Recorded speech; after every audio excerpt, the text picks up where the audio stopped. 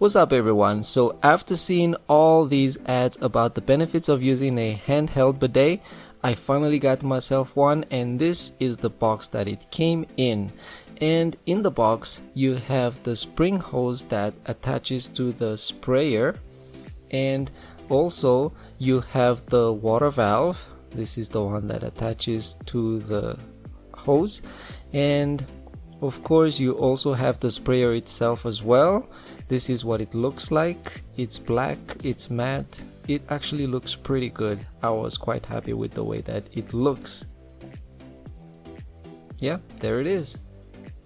And next we have the sprayer base to hold it in place when you're not using it, right? To mount it on the wall, that is. And also included was the water valve cover if you were to mount it on the wall and make it look pretty. A couple of screws to mount the sprayer base to the wall as well. Some Teflon tape to make sure you have no leakage from your installation. And a washer as well for connections to stop leakage. Both sides of the hose have their own washer. They're transparent, so this is probably for the connection to the unit from the wall.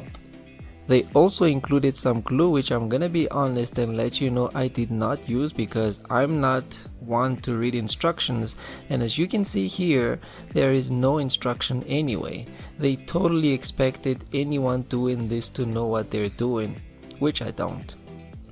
And what did not come in the box and I had to purchase separately is this female to female adapter to connect the water valve to the toilet tank.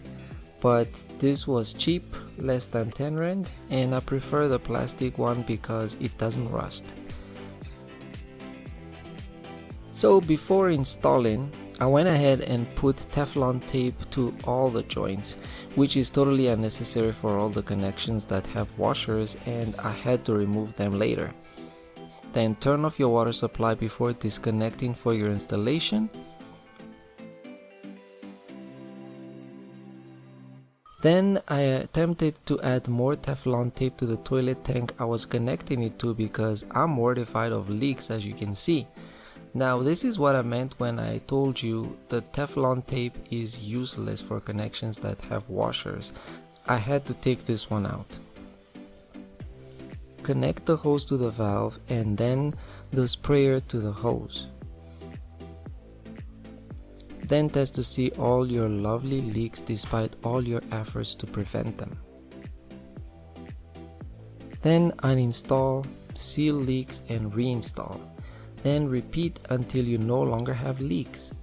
Full disclosure, I am a complete amateur and there was absolutely no instruction in the packaging, so this is all just me figuring it out as I went, but it's working.